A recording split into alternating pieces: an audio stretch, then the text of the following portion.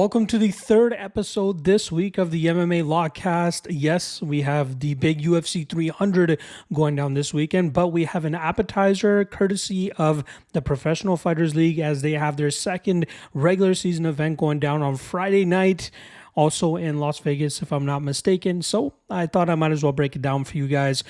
I am your host, Manpreet, aka MMA Lock of the Night, your boy on social media at MMALOTN, and the architect behind the MMA Fight Archive, ensuring that you leave no stone unturned when you're researching these upcoming fights. We cover over 17 different promotions from all over the world and have direct links to past fights for pretty much every single fight that these fighters have that are competing on these upcoming cards. We're closing in on 3,500 fighter profiles for you guys to be studying from. We add new profiles pretty much regularly as fights and more cards get announced. So make sure you guys check it out. There is a 7-day free trial to check it out for free. Check the link in the description below. That is the MMA Fight Archive.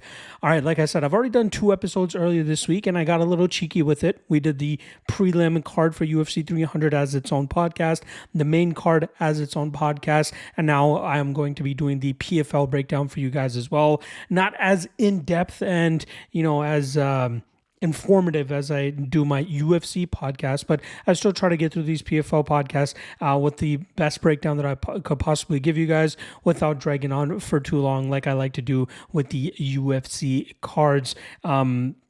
So there's nothing to really else to chalk up here. We might as well get into the breakdowns. Let's get right into it. First fight up, we got in the heavyweight division between Marcelo Nunes, who comes in at -270. He takes on Jordan Heiderman, who comes in at +210.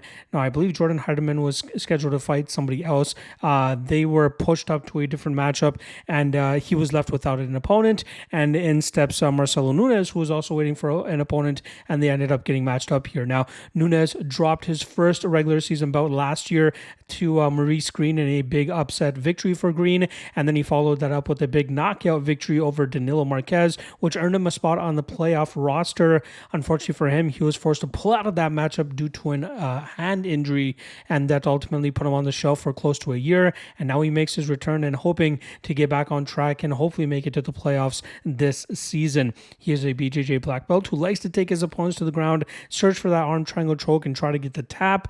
Otherwise, he tries to trust his striking, which needs some technical improvement still, but he showed last time around against Danilo Marques who needs technique when you have power, and he was able to knock out Danilo that night. His opponent this weekend, Jordan Heiderman, comes from an athletic background. I believe he's played pretty much every sport under the sun, and then eventually turned his focus to the MMA world, put together an undefeated record before making it on to the Ultimate Fighter, and he won his first fight against Chandler Cole, lost his second fight to Zach Paunga, and has been pretty much undefeated since that show, other than when he took on Dennis Goldsov last time around.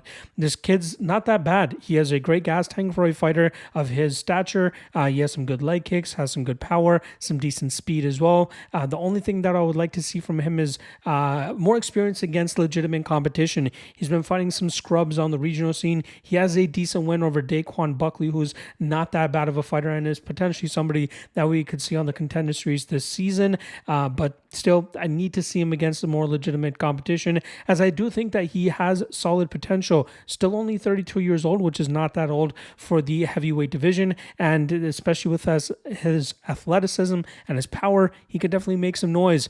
In this matchup particularly, he's +210, which kind of raised some eyebrows for me in terms of Nunes's lacking wrestling skills, and I feel like Heiderman should be able to keep this fight in the striking realm, and then from there, his speed and his power and athleticism could power him to a potential knockout victory here over Marcelo Nunes. So Heiderman's definitely got to stop the takedowns early if he can do so, which I think he should be able to. He should be able to get off on the better strikes, start to wear on the cardio of Nunes, and then really put the pedal to the metal in the second and third rounds and eventually find that knockout victory. So I think the underdog here is worth a little bit of a shot to start off the card. Don't read too much into his his loss to Dennis Goldsov last time around. Huge step up in competition. Goldsov obviously has a solid wrestling background of his own. Nunes, great BJJ player, but it's whether he can get this fight to the ground, because if he can't, then I think he's going to be in some big trouble here. So give me Heiderman, and Heiderman by knockout to kick off the card. The next matchup here is between Elvin Espinoza, who comes in at -110, taking on Adam Piccolotti, who comes in at -120. Now, both these guys are BJJ black belts, although I have to give the edge to Piccolotti in terms of his ability to be a little bit more crafty in the jiu-jitsu game, especially when the fight hits the mat. When he's on his back, he throws up submissions, looks for reversals, or looks for get-ups so that he can establish his dominant position. And in terms of his striking, still leaves a lot to be desired. Isn't a championship material type of fighter, in my opinion. I think a lot of that has to do with his lack of wrestling ability. He does train out of AKA, so he could be improving behind the scenes. One thing I do like about him is when he does fail on a takedown attempt, he often looks to take the back of his opponent by chaining that maneuver together, and he's done it successfully against a couple of opponents. But then when you see him losing, it's usually to guys that usually have an answer to that type of chain wrestling that he tries to implement.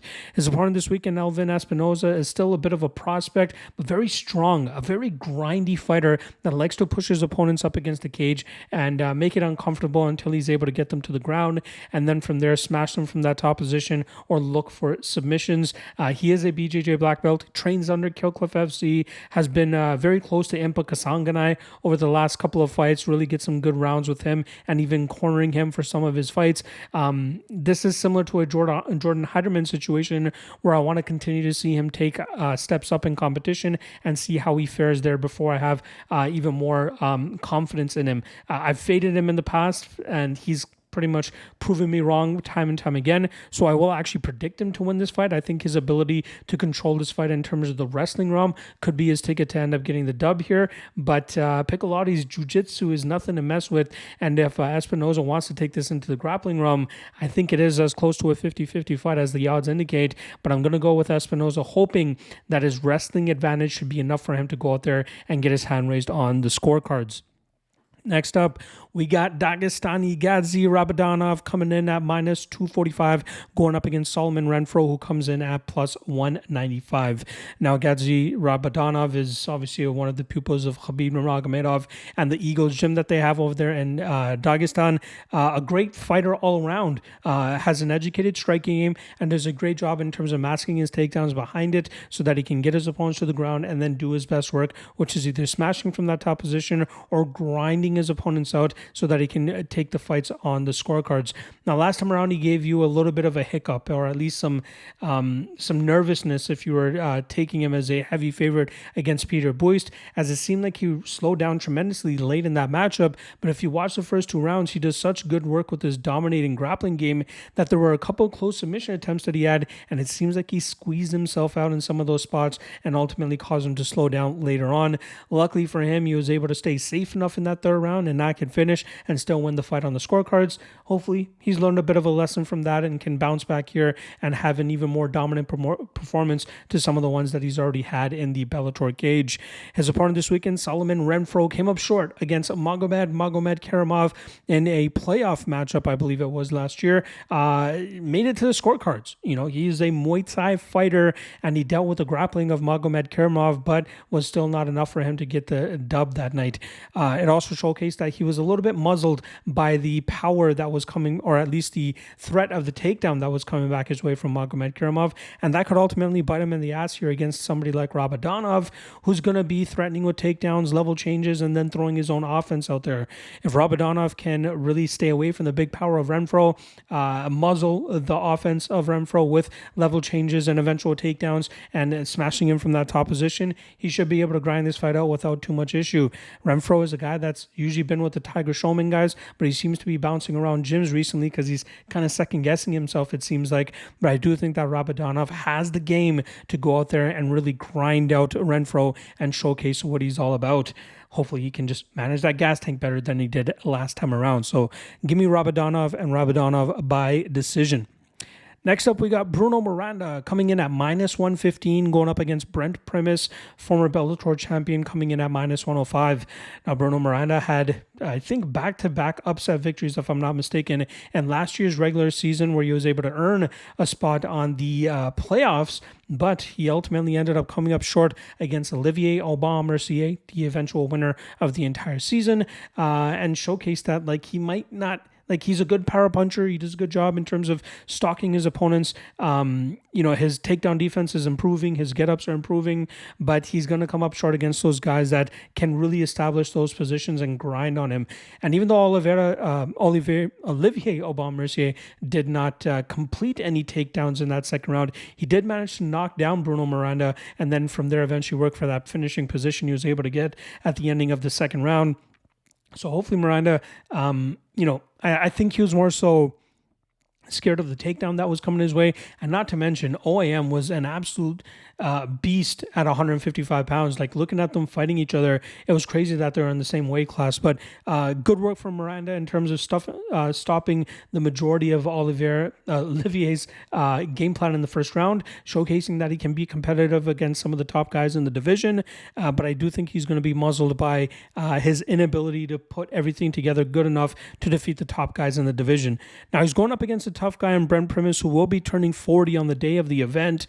He's a BJJ black belt, former Bellator champion, but this was one of those spots where he won it on a unfortunate circumstance, with Michael Chandler hurting himself, injuring his ankle, and causing the fight to be stopped. We saw Brent Primus sit on the sidelines for a year and a half, pretty much taking all the perks of being a champion without having to defend it. And then when he did defend, he pretty much lost it right off the bat.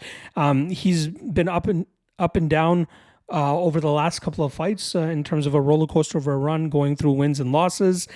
He defeated Mansour Barnaoui in his second last fight, which set him up against current champion Usman Nurmagomedov, and we saw him get clean swept in that fight. He needs to get fights to the ground to have success. His striking game, not the greatest, has some decent kicks, has some big power shots. I don't really believe in his wrestling ability, which makes me lean towards the Bruno Miranda side here, who I believe should be able to keep this fight standing for the most part of it, and then from there really batter Brent Primus with his strikes. I wouldn't even be surprised if he's able to knock out Brent Primus, but my official prediction is going to be Miranda by decision. Look for him to defend takedowns, or even if he does get taken down, immediately work back to his feet and then utilize his damage-based approach to pretty much nullify any grappling success that Brent Primus is able to muster up. So give me Miranda, and Miranda by a decision. All right, next up, very tough matchup here between Dovletsin Yagshimuradov, coming in at plus 105, going up against Nedoh, who comes in at minus 135. We got Yagshimuradov last time around as a lock of the night play against Rosansky, and that was a fight where I had some reservations with his inability to really get his grappling game going early, but he was able to get it going in the second and third rounds, and that eventually and that eventually allowed him to go out there and grind that fight out en route to a decision victory. In the striking realm, he utilizes a lot of movement and kicks from distance, loves to cross the distance with some big punches every now and then, but I do think that Yagshimuradov does his best work when he's able to get opponents to the ground, and grind them out from that top position with the style that he brings to the table. He's has some high level experience, but I don't know if he'll ever be able to make it to that the top of the PFL ranks, given some of the other guys that are in his bracket. His opponent this weekend, Jacob Nedoh, was undefeated since dropping his first professional fight over 10 years ago, and continues to show solid improvements throughout his career since joining the PFL ranks. We know he has big power, as I believe his first 2 or 3 matchups took a combined 2.5 minutes, as he's able to starch most of his opponents. And then his PFL Europe Championship winning performance against Simeon Powell showcased his ability to go into the second round and still showcase that power, just as he knocked out Powell to earn that title and earn the opportunity to fight on the main PFL roster as he is this weekend. I still have some question marks about what Nedoh brings to the table in terms of fighting guys with even more experience than a guy like Simeon Powell, and that's exactly what he's getting this weekend with Yagshimuradov. I think Nedoh has shown good enough grappling defense and good enough grappling of his own that he can keep this fight in the striking realm. Then it all comes down to being able to track down the very mobile Yagshimuradov and making him pay anytime he tries to cross the distance with any type of offense of his own. I think that we're going to see Nedoh be successful in terms of countering any of that striking of Yagshimuradov, and I think it produces a potential knockout here. Nedoh has some big power. We know that it gets harder to really establish that power as you work your way up the ranks, and I think that this is a perfect style clash for Nedoh to showcase his knockout power once again. I just can't trust him at chalk yet, especially against somebody as experienced as Yagshimuradov. So I don't hate anybody taking an underdog shot here. But still, I just lean Nedoh. I feel like he should be able to eventually find that big shot here to put Yagshimuradov down. But again, minus 135, I would rather take an underdog shot on a guy like Nedoh, given some of the unknowns that we have of him taking steps up in competition. This is one of those spots. So you either take the veteran and take the underdog money, or think that this prospect actually has the goods and could translate into be something good. And I feel like that could potentially be Nedoh here. So I'll go with Nedoh and Nedoh by knockout, but now with a whole ton of confidence. Next up, we got Antonio Carlos Jr. coming in at minus 270, taking on Simon Biyong, who comes in at plus 210. Now, Antonio Carlos Jr. is a 2021 winner of the PFL Championship and $1 million prize. He started off 2022 pretty well with 2 straight wins, setting him up for a playoff spot against Omari Akhmedov. Unfortunately, he was forced to pull out of that matchup due to a knee injury, and then he took off the rest of 2023 to rehab that injury, but also take part in a Brazilian reality show. So I guess he was just trying to make his paper on the side before eventually making his comeback like he is this weekend. He's 34 years old, probably still has maybe 2 seasons left in him in terms of being able to establish his elite BJJ style, which was so successful for him through his first 2 PFL seasons. He's big, he's strong, he does a great job in terms of utilizing that strength to put his opponents into compromising positions, drag them to the ground, and then utilizing his BJJ to finish them. His striking obviously still needs a little bit of work, but luckily his durability is good enough to usually keep him in fights so that he can eventually get his opponents to the ground and then do that good work that he does from that top position. His opponent this weekend, Simon Biyong, is a fighter that normally, or at least initially, would look to just take his opponent's head off by throwing big strikes and looking to knock them out. Over his last couple of fights, he's been looking to grind them out, take them to the cage and eventually to the ground, and then do some big work from that top position. But you got to wonder if that's what he's going to be looking to do against a BJJ ace at the level of Antonio Carlos Jr. I'm thinking that we're going to see Biyong look to try to take his head off here, utilize his striking and speed and explosiveness advantage early, but I think that Carlos Jr. is tenured and experienced enough to nullify that type of approach, push Biyong up against the cage, wear on him, and then eventually drag this fight to the ground where he should be able to eventually find that submission victory. I do like Carlos Jr. here. I don't mind the chalk on him. I just think he's that much better than Biyong in this spot. So give me Carlos Jr. and Carlos Jr. by submission. Next up, very intriguing matchup here as we have Sadabusi, who is the 2022 welterweight champion, now competing at light heavyweight, pretty much skipped middleweight, jumping all the way up to light heavyweight as he takes on last year's finalist, Josh Silveira, who comes in at plus 100. Now, Sadabusi is a guy that utilized his length and his reach very well in the welterweight division and was able to keep opponents at bay with his improving takedown defense, his ability to establish his range and his movement to pick opponents apart from distance. But we saw when opponents did get him to the ground, that's where he normally starts to struggle. And even though he's been trying to work on ways to eventually get back to his feet, I wasn't the most impressed with his ability to actually work back to his feet. It's really just getting him down that is the initial challenge for a lot of fighters, as we saw with Carlos Liel. Once he was finally able to get C to the ground, he was able to do some good work and keep him in that position. But unfortunately for Liel, every MMA round starts with him on the feet, and Sadabusi was able to do a great enough job in terms of establishing his range and his output from distance. His opponent this weekend, Josh Silveira, we know has been entrenched in the MMA game since he came out the womb. His father is Conan Silveira, who competed in the UFC back at UFC 30 and 40, if I'm not mistaken. So he's pretty much been around the game his entire life. He went to college at ASU and was pretty much entrenched in the wrestling game there so that he can bring that over into his MMA world, which is what everybody expected him to eventually transition to when he got done with college and that college wrestling style. He hasn't really achieved the potential that a lot of people expected from him when he turned pro.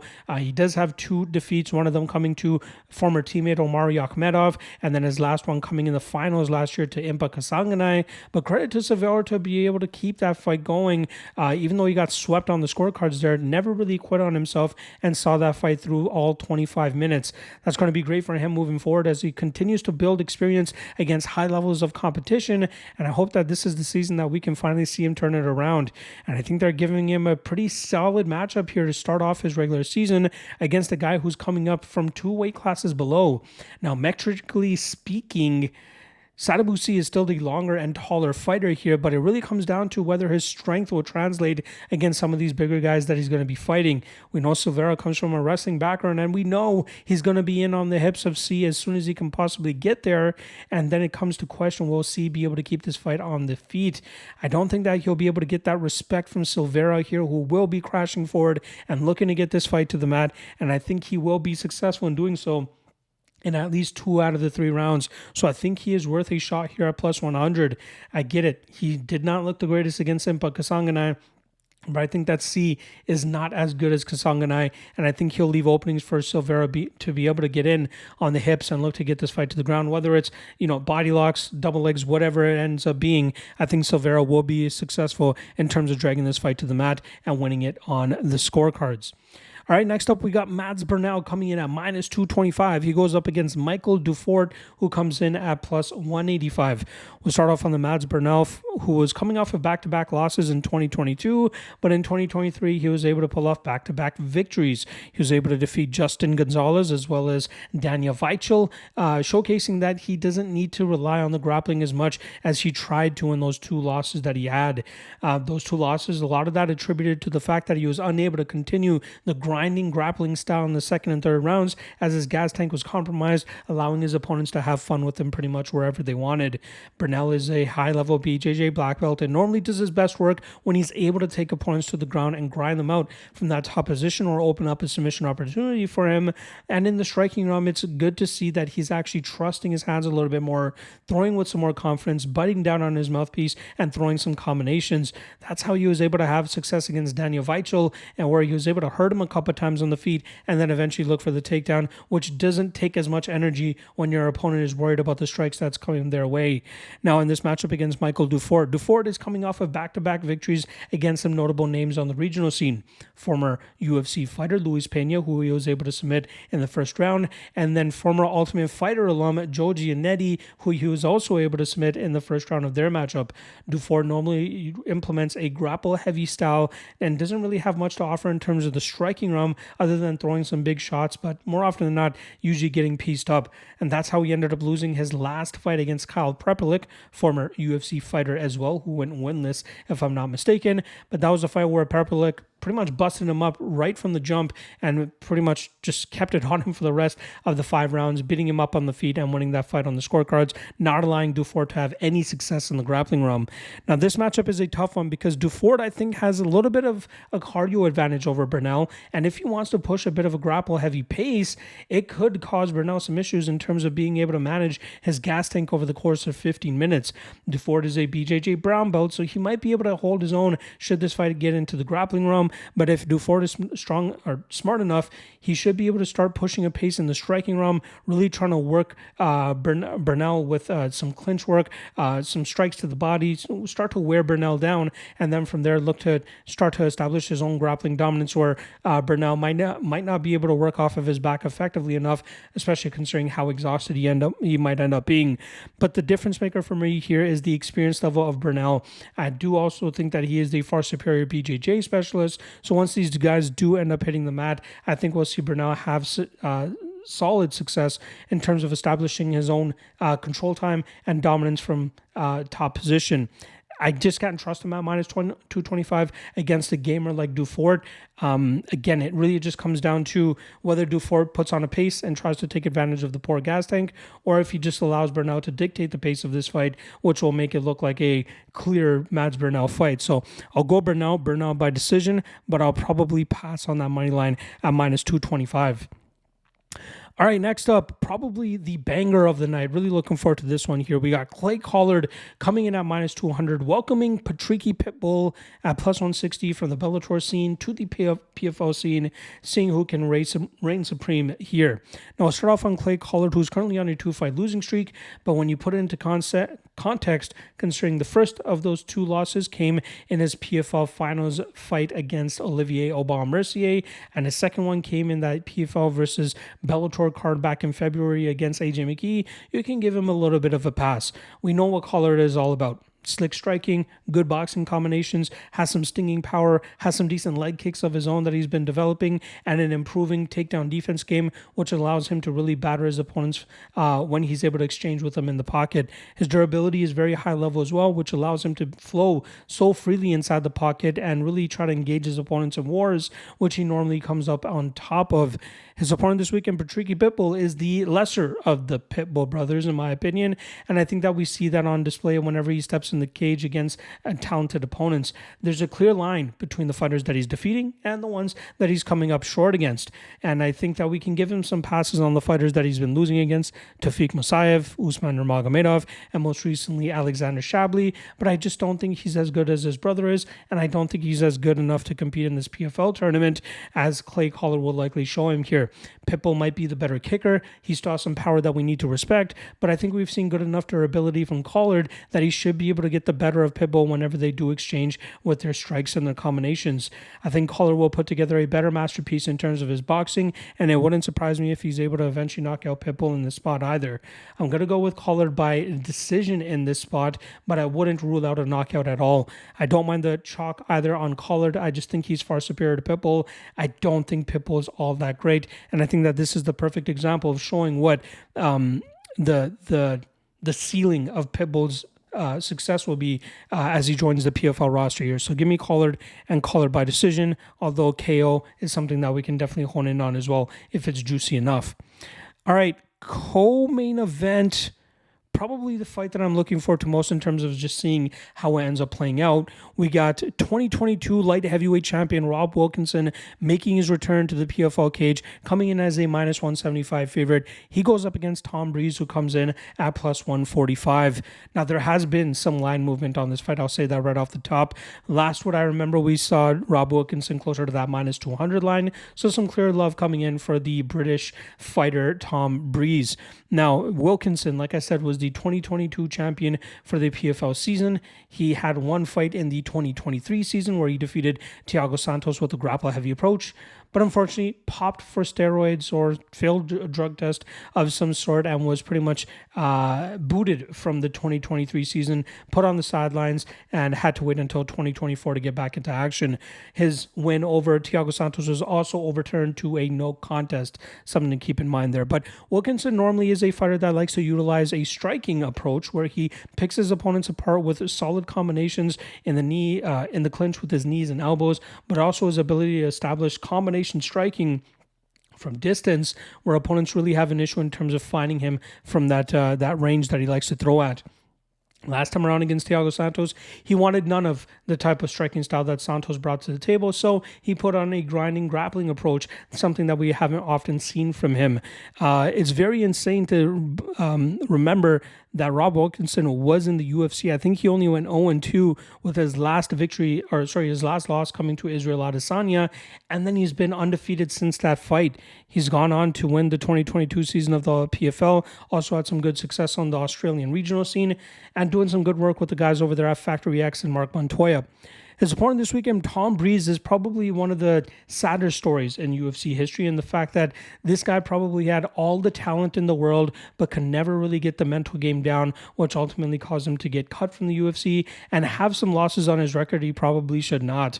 The last loss on his UFC record was getting submitted by Omar Yagshimuradov, a fighter that I believe he is a better BJJ specialist in, but we will never find that out as they probably won't ever have a rematch. But in total, I believe it was about 8 fights that was canceled for Tom Breese, a couple of them even on fight day, and that ultimately forced the UFC to cut him due to his unreliability when it came to making the walk to the cage when it mattered most. Since being released from the UFC, he is 6-1 on the regional scene, with the one loss that he had being somewhat controversial as he got elbowed to the back of the head by Powell Pollock in KSW. The referee deemed it as legal, and he ended up getting TKO'd that night, so we can kind of put an asterisk beside that one. But he showcased his dominance throughout the rest of his regional fights, where he he was able to also maintain champ status for Levels Fight League. This guy is a BJJ black belt, if I'm not mistaken, and very high level in terms of asserting his dominance from that top position when he can complete takedowns and really get to his smothering jiu-jitsu style. His striking is not that bad either, but I really believe that he is most effective when he's able to get opponents to the ground. He competed initially at welterweight in the UFC, moved up to middleweight after taking off some extended time, but is a guy that has the frame in terms of fitting in at light heavyweight, especially when you see him step into the cage and how he'll look against Rob Wilkinson. The guy is capable of fighting at light heavyweight, especially in a promotion like the PFL. Now, I think that people are kind of overlooking Tom Breese in this spot. I think he's very skilled, and it seems to me that he has his mental right. He's back with the Team Renegade guys with Leon Edwards and Fabian Edwards, and I think that we're going to continue to see the best version of him at this stage of his career. Rob Wilkinson is maybe going to have a slight technical striking advantage, but I think for the most part, we'll see Breese successful in dragging this fight to the mat, and then from there having complete jiu-jitsu success, and I think it eventually opens up a submission opportunity for him. I really like Tom Breese in this spot, and I was glad to get in before the line movement hit, but I still think Tom Breese is good all the way up until even being a favorite, maybe even a minus 150 favorite. I think he has that much of an advantage over Wilkinson. Hopefully his mental is back in check. This might be one of his bigger fights since getting released from the UFC, and hopefully he can go out there and showcase that as he goes out there, and in my opinion, can submit Rob Wilkinson within 2 rounds. All right, that brings us to our main event. Impa Kasanganay, reigning champion, coming back after coming up short against Johnny Eblen on the PFL versus Bellator card just less than a month and a half ago. He comes in as a minus 325 favorite. He takes on former Bellator fighter Alex Polizzi, who comes in at plus 250. Now, we know what Kasanganay is all about, right? This guy likes to go out there, utilize his takedown defense to keep fights in the striking realm where he usually has an advantage over his opponents. We've also seen him utilize a grapple-heavy approach in some of his matchups, but since joining the PFL, it seems like he's the one looking to get grappled, so he tries to use it defensively so he can go out there and outstrike his opponents. I was very surprised at how competitive he was able to make his matchup against Johnny Eblen as he stopped some of the takedown attempts that were coming his way, but I think that Eblen did enough in 2 of those rounds to squeeze that matchup out, but it showcased that Kasanganay might have issues against guys that have a good enough gas tank and can still push a grapple-heavy approach down into the 10th, 13th, and 15th minute of fights. And that's what he's facing here in Alex Polizzi, who's not getting a lot of rub from the public. Now, I think I saw that there was a huge amount of line movement on Polizzi earlier this week, where he came from about plus 350 down to that plus 250 range. And I think a lot of that has to do with the fact that people are realizing that Polizzi could have the style to give Kasanganay some issues. Now, an X factor outside of the cage that could make a difference in this matchup is the fact that we saw Kasanganay cut to 185 pounds less than a month and a half ago. Has his body acclimated enough to make this quick change back up to 205 pounds in time to fight some of these bigger guys that he's going to be going up against? Polizzi comes from a wrestling background, has some solid wrestling of his own. We saw that on display against some of the opponents that he's been going up against. His last opponent against Carl Moro was a guy that was way bigger than him, and he was able to stay in that fight for the majority of it. But still, small key moments allowed Carl Moro to win that matchup. I think it was the first and second rounds that were scored in Moore's favor, but we saw Polizzi have complete success in deep waters there. And if Polizzi can stay conscious, which his durability has been pretty damn good over the course of his career, and he can really wear on Kasanganay up against the cage, maybe even land some takedowns, he could have some good success in terms of grinding this matchup out.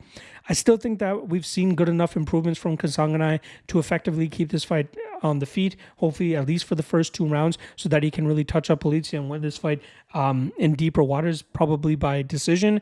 But I think the odds are still a little bit wide here. I would still put Kasanganay closer to maybe minus 185 rather than the minus 325 that he's currently sitting at. I would give Polizzi more than than 35-40% chance of winning this matchup. So I might be in one of those weird positions where my prediction is going to be Kasanganay, but the numbers are kind of forcing me to take a small shot on Alex Polizzi here, given some of the wrestling advantages he could have here and the strength advantage. So he has the durability, he has the cardio, and he has the wrestling to give Kasanganay a hard time. Plus 250, worth a little bit of a shot here. But my official prediction will be Kasanganay by decision. And the over 2.5, probably my favorite spot in this matchup. So official prediction, Impa Kasanganay by decision. Would I bet though? It would be the Polizzi side, even just a half unit at plus 250. There you guys go. Full PFL breakdown for you guys. No UFC next week, but there is PFL 3, their third regular season event, and I'll be dropping a breakdown for that for you guys, so keep your eyes peeled for that. Otherwise, check out all the other great content that I got dropped for UFC 300, and good luck on your action this week, folks. I'll see you guys again tomorrow. Peace.